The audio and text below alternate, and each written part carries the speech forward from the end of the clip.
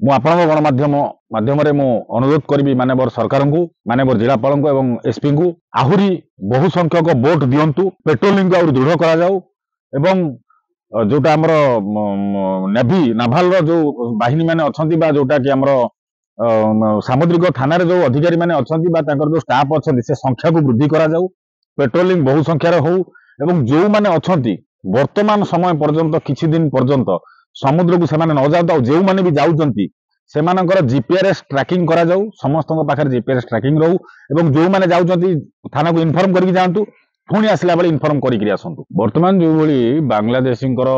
ଅନୁପ୍ରବେଶକାରୀ ଯୋଉ ହିସାବରେ ହବାର ଆବଶ୍ୟକତା ବା ଯୋଉଟା କି ଜଣା ପଡୁଛି ଯୋଉ ସନ୍ଦେହ ସୃଷ୍ଟି ହଉଛି ତାହା ନିଶ୍ଚିତ ଭାବରେ ସତ ହବ। କାହିଁକି ନା ଆଗରୁ ମଧ୍ୟ ନଜିର ଅଛି, ରାଜନଗର ହଉ ବା ମହାକାଳପଡା ହଉ, ଜମ୍ବୁ ପଟର ଯୋଉ ଆମର ହୁକଟେଲା ବୋଲି ଗୋଟେ ଜାଗା ଅଛି, ଏ ବାଂଲାଦେଶୀ ମାନେ କଣ କରନ୍ତି ନା, ସମସ୍ତେ ତ ନାହାନ୍ତି, କିଛି ବାଂଲାଦେଶୀ କଣ କରନ୍ତି ନା ସେଇପଟରେ ଆସନ୍ତି, ହୁକଟେଲାରେ ରୁହନ୍ତି। ହୁକଟେଲାରେ ରହି ପରବର୍ତ୍ତୀ ପର୍ଯ୍ୟାୟରେ ତାଙ୍କର ଯିଏ ସମ୍ପର୍କୀୟ ଅଛନ୍ତି ସେ ଆଧାର ରାସନ ପ୍ୟାନ ଏସବୁ କାର୍ଡ ବନେଇଲା ପରେ ସେମାନେ ଉପରକୁ ଆସନ୍ତି। ଇଏ ଘଟଣା କେନ୍ଦ୍ରାପଡା ଜିଲ୍ଲାର ପାଖାପାଖି ଆଳି, ରାଜନଗର, ରାଜକନିକା, ମହାକାଳପଡା, ଗର୍ଦ୍ଦପୁର, ମାର୍ଶାଘାଇ ଏମିତି ଯେତେକ ପଟାମୁଣ୍ଡେଇ ଏମିତି ବିଭିନ୍ନ ପ୍ରକାର ଅଞ୍ଚଳରେ ଏମାନେ ସବୁ ଅଛନ୍ତି ଏବଂ ବିଶେଷ କରି ରାଜନଗର ଆଉ ମହାକାଳପଡାରେ ବହୁଳ ଭାବରେ ଅଛନ୍ତି। ମହାକାଳପଡାରେ ଯୋଉମାନେ ଅଛନ୍ତି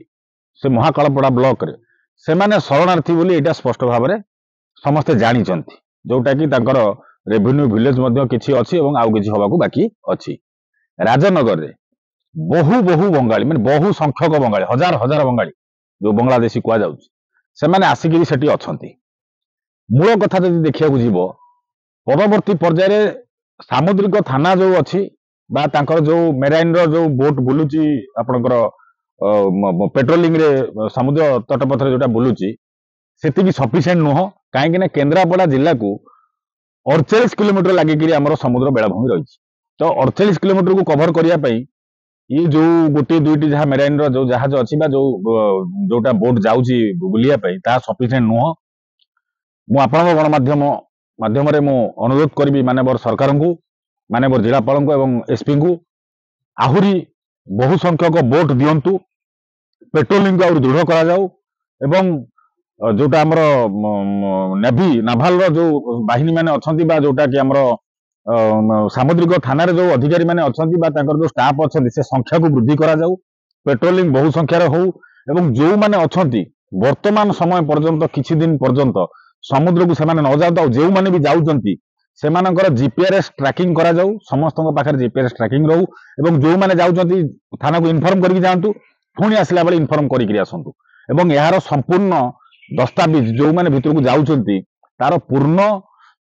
ମାନେ ଯୋଉ ତଥ୍ୟ ରହିବା କଥା ଥାନା ଅଧିକାରୀଙ୍କ ପାଖରେ ବା ସାମୁଦ୍ରିକ ଥାନାରେ ତାହା ସମ୍ପୂର୍ଣ୍ଣ ଭାବରେ ରହୁ। ଆଉ ଯୋଉ ଗୋଟିଏ ଦୁଇଟି ଆମର ସାମୁଦ୍ରିକ ଥାନା ଅଛି,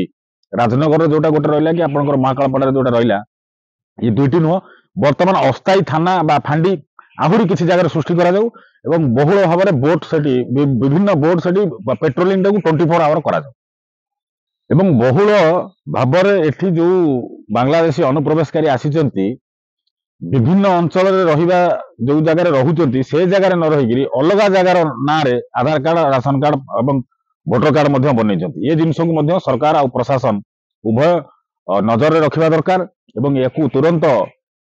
ଖୋଜିକିରି ସେମାନଙ୍କୁ ବାହାର କରାଯାଉ ଏବଂ ଦୃଢ କାର୍ଯ୍ୟାନୁଷ୍ଠାନ ମଧ୍ୟ ତାଙ୍କ ଉପରେ ନିଆଯାଉ।